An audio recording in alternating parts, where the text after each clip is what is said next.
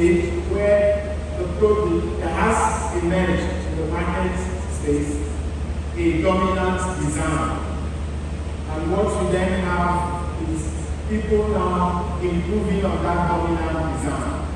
Then of course from the dominant design stage, you have the technological discontinuity stage, where that technology is no longer in use. So you always have to ask yourself, when you are thinking about innovation, at what stage are we in this market or in this product cycle?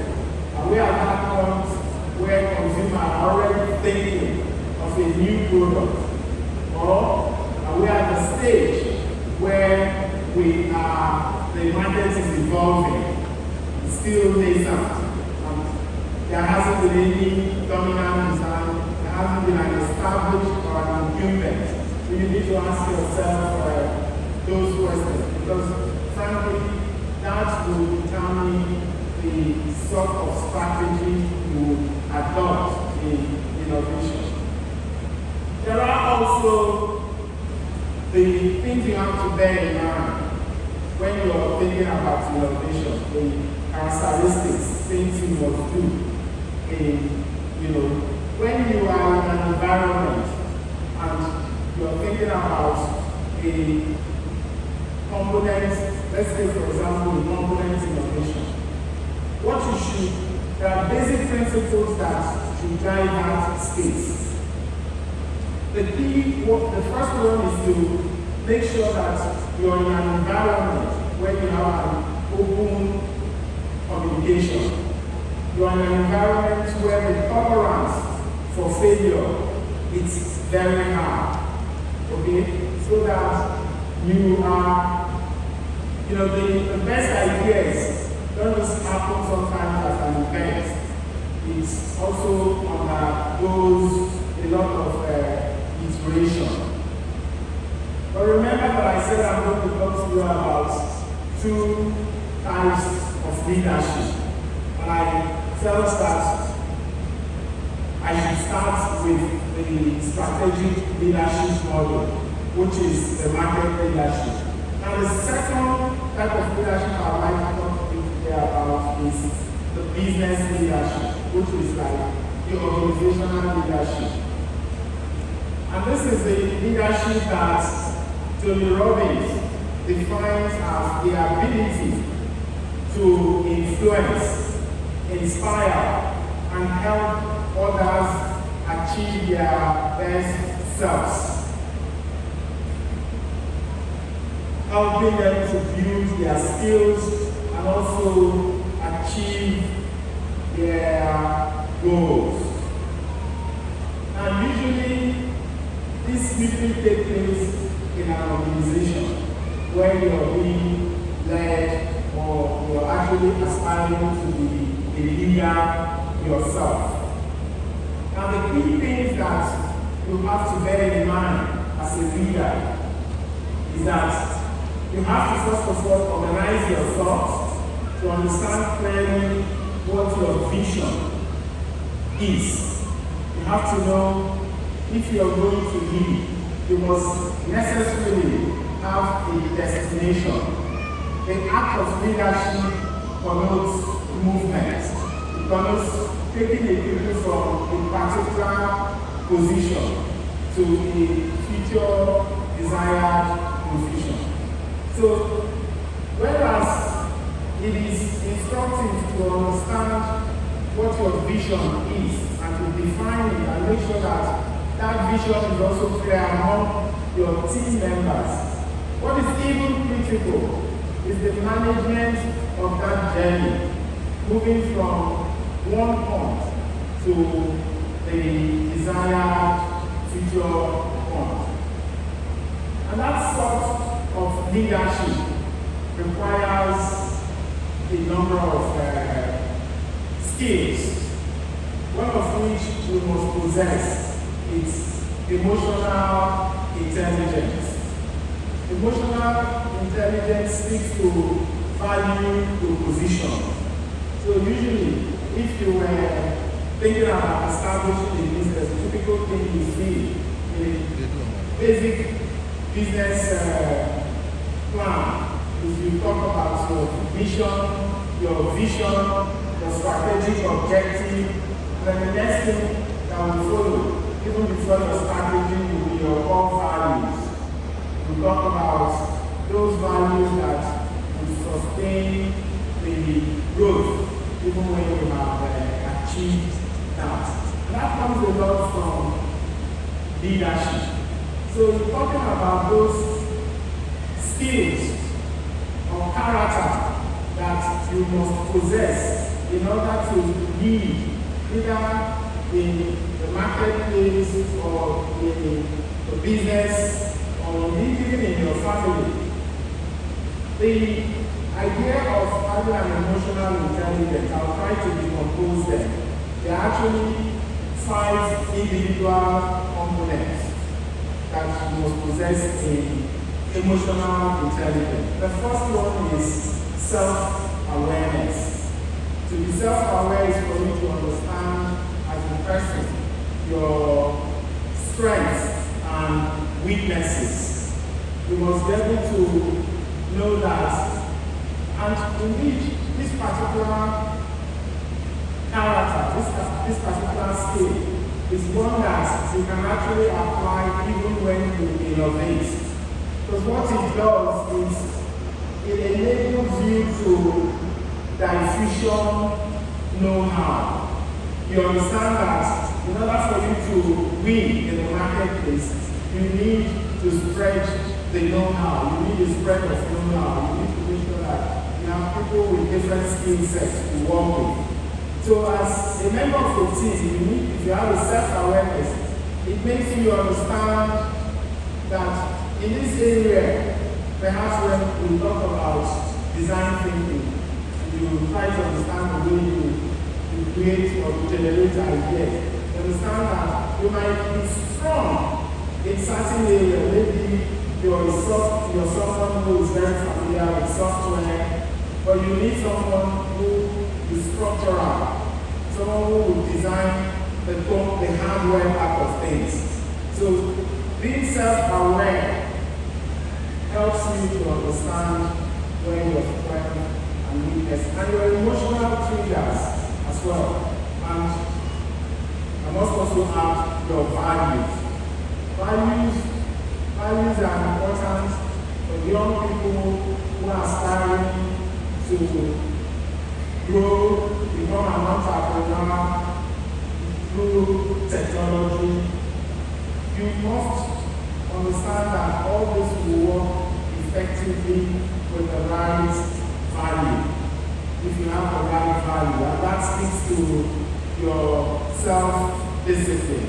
That brings me to the next item on emotional intelligence, which speaks to self-regulation. Self-regulation means that you have to be extremely disciplined. You have to have a work routine.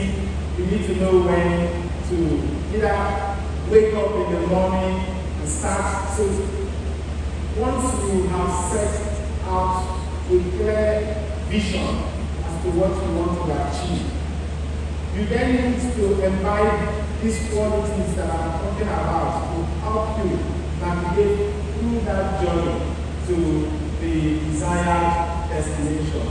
And self-regulation will help you because it helps you with becoming disciplined in all your doing, having a work plan, knowing when you need to wake up in the morning, knowing when you need to play, and when you need to get serious with your work. Because ultimately, there is no shortcut to hard work.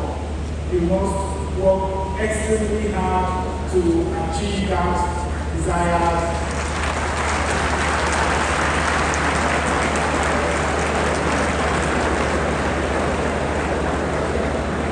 You must work extremely hard to achieve that desired destination.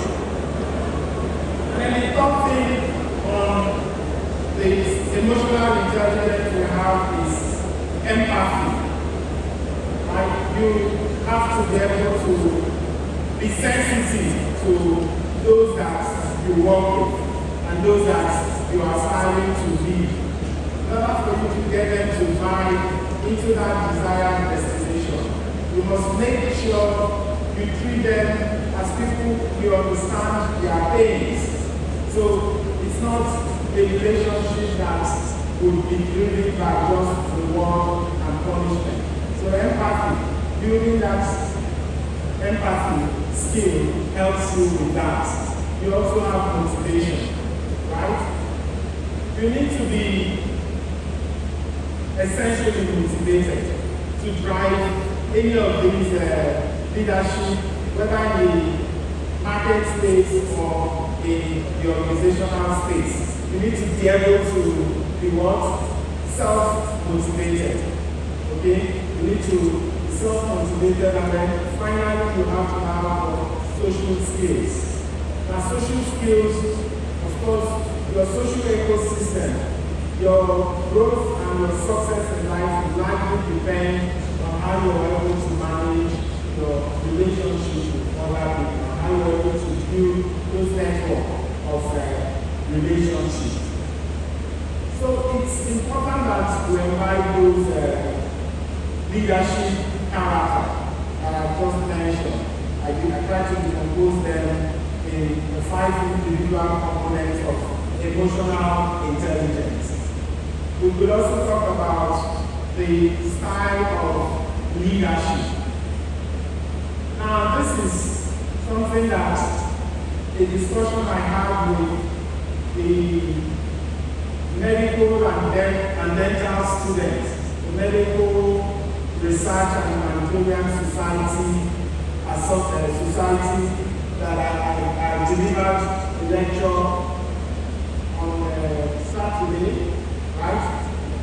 Now we spent a lot of time trying to talk about this style of leadership, where you have transactional leadership style, you have transformational leadership style, and then you have the transcendental leadership style. And I tried to argue at that lecture that the preferred leadership style, one, must adopt for effective results and to ensure that he gets the buy-in of his followers or the leg into a common vision is the transcendental leadership style. Transcendental leadership style looks beyond itself. It transcends beyond the individual leader. You get your team to buy into a mission. You have defined your vision. You have agreed on what to do to get you there. Now, you cannot get there alone. You need a team to be able to get there. So how do you get those people to buy into that? You need to be able to show that this mission that you are in is one that it's not just about people, but it's one that will serve the benefit of the society, will create value. We will of course capture the value as business people, those who want to create wealth, generate ideas. There is the least thing to worry about when you're working in that framework of mind. It's not wealth, because the wealth will naturally come once you create the idea. But in the transcendent leadership model, you get people to buy into a mission, and then it becomes a mission-driven leadership model, where we all believe or serve a mission, and that mission is bigger than all of us. And we have the buy-in of our team, or we have the buy-in of our colleagues, who will all, in your own case, it may be that already from this discussion, you're already thinking about the sector that you want to disrupt with your technology. And you're recognizing that I do not have the comprehensive skill to be able to build the ideas that are running in my head. And it requires you to forge an alliance with your other team members or your other colleagues out there. And that is what Ricardo refers to as the diffusion of collective knowledge. And that's how economies grow. That's how businesses grow. When you have a spread of expertise, when you have spread of ideas, everyone coming with your pocket of ideas, and you're able to do what? To optimally achieve the desired objectives. Transcendental leadership model or leadership style, as I was discussing, is one that you need to apply as young people. It comes with a lot of ethics and a lot of value proposition, because it requires you to have also all those components of emotional intelligence that I had mentioned earlier. And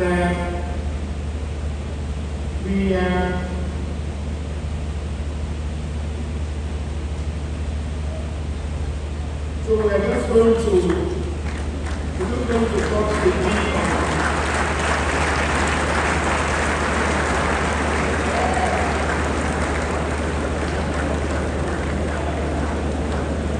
We're going to touch a bit on how we build the leadership in us. And as young people,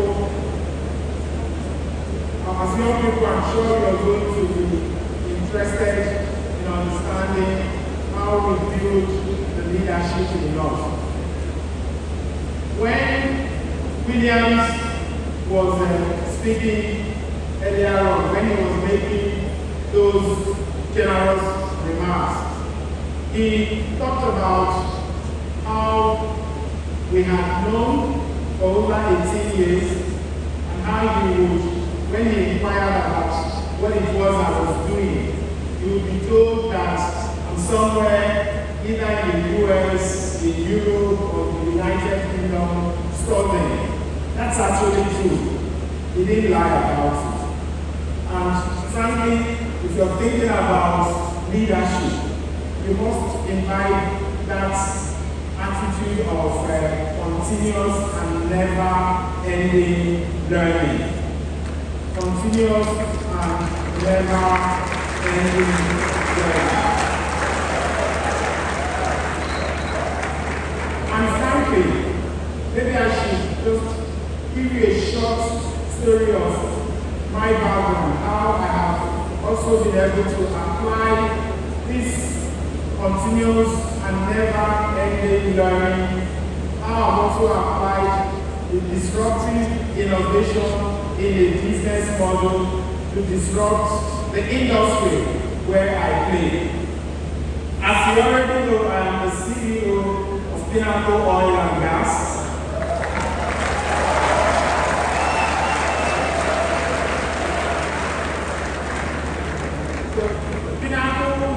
Oil and gas had a late entrance into the oil and gas industry. By the way, we have three streams in the oil and gas industry. You have the upstream, the midstream, then of course the downstream. We play in the downstream. So we were late entrants into the sector. We came into the sector in 2008.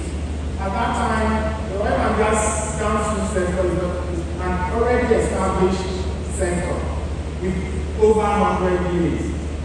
So you have the incumbents, you have the big companies that have already taken over the space, taken over the market share. So we came in as late entrants in 2008. But we were clear as to what we wanted to do in the industry. So we defined our vision. Our vision from day one was to play a dominant role in the downstream sector. We wanted to do that through an unbeatable pricing strategy. So we agreed that we're going to come up with a strategy that allows us to have the best price ever and create value for the services we're giving. It was difficult to achieve that because you are already in an industry where you couldn't do so much about the product. Because the product you are offering is a commodity. You cannot innovate so much about doing a new product because this product are things you extract from the ground and the specifications are largely standard. We couldn't also do so much on the pricing because as a commodity, everybody is watching the screen. We all know what the market is doing, where the market is driven by commodity trading platforms. So you keep watching this platform and you decide when it is convenient for the market for you to close or to log in. And so there only so much to do on the product side, only so much to do on the pricing side. But we noticed that in the operating process, there was a huge gap. And then when we sat back and observed that, we identified a compelling business need that we needed to solve. What did we do? We were then, of course, importing products, cargoes through large tankers. And the process was, once you have the product, you keep the big tanker in the midstream. When you now go hire a smaller shuttle vessel, you go to the big tanker and lighter the product so that you're able to take them to your terminal, your storage facility. What that meant was we were doing multiple handlings, right?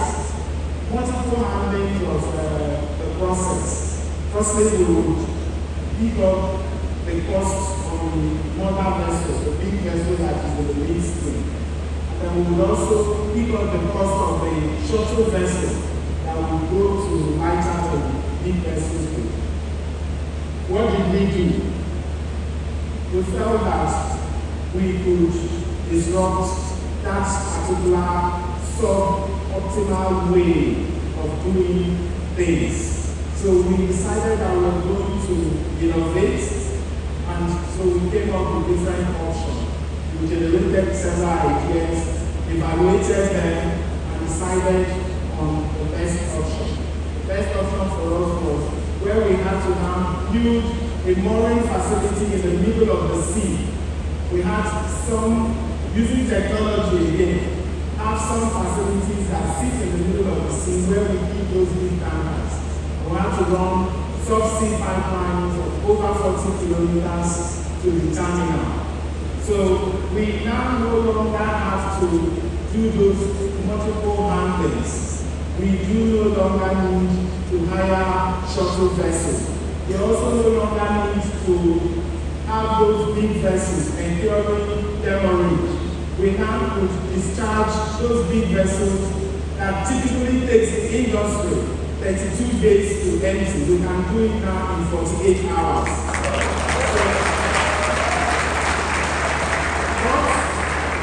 What we did wasn't creating new products. We weren't so much particular about the pricing because we couldn't use price to compete. But what we did was became efficient and drive down the operations cost. And today, we're the market leader in the downstream space. Okay. That leadership means that if we were thinking about growing incrementally or marginally, what we could have done, because it's already an industry that is at the dominant stage of design, it already has an incremental growth level. That's where the market was. So what we did was to displace those incumbents by disrupting the sub-optimization in the operations process of things.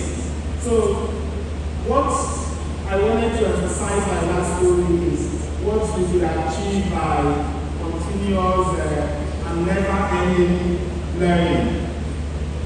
We also talk about, for those of you aspiring to the leadership or aspiring to the position of leadership, you must seek whatever avenue you can to be responsible.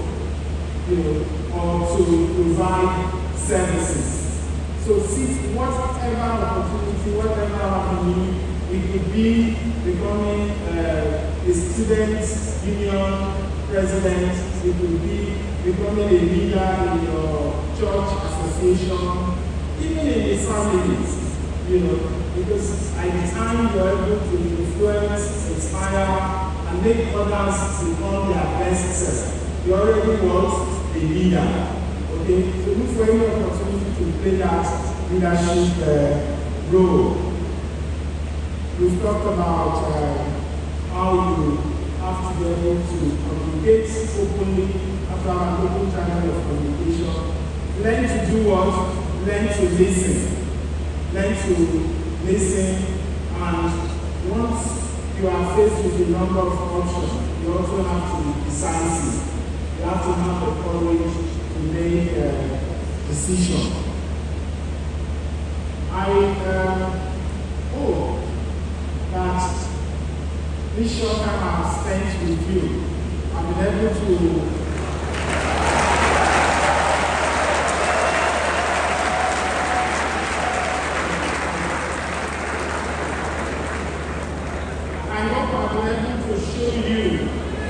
that we do have the potential to be. We have the Mark Zuckerberg here, we have the Elon Musk here,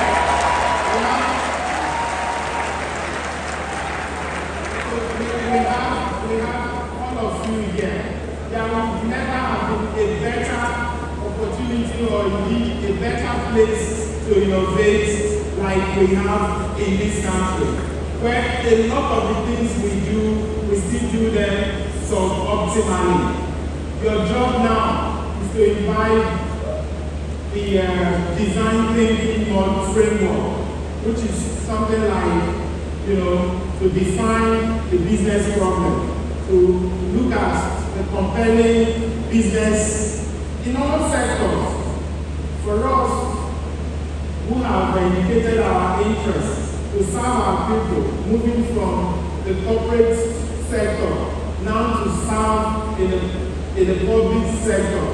We're also thinking that when eventually we become elected by you and we're in office to serve, that we're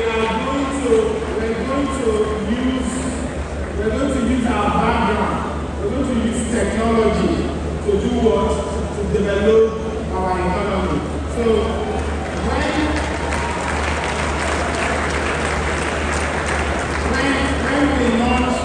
when we launch our manifesto in a few days' time, what you're going to see in that manifesto will speak a lot about technology.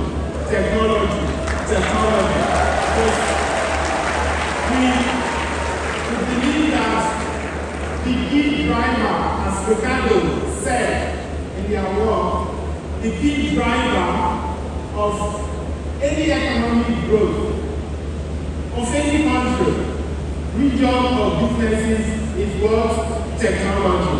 So if you come to our agriculture sector, you notice that we have a technology agriculture system for transformation in any state.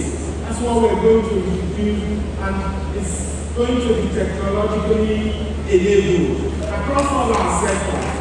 So I'm hoping that for you two as young people, you're going to start thinking about how you can disrupt your various environments and your various sectors.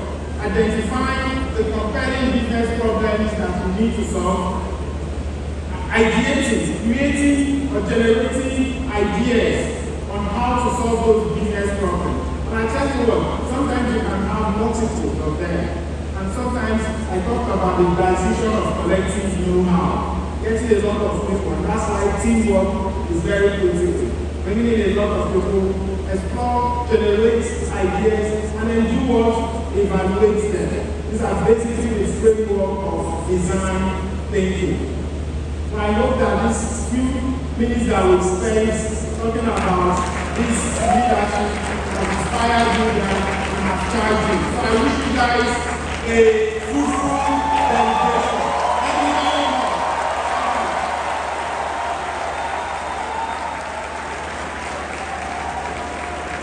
Don't stop clapping, keep clapping, keep clapping.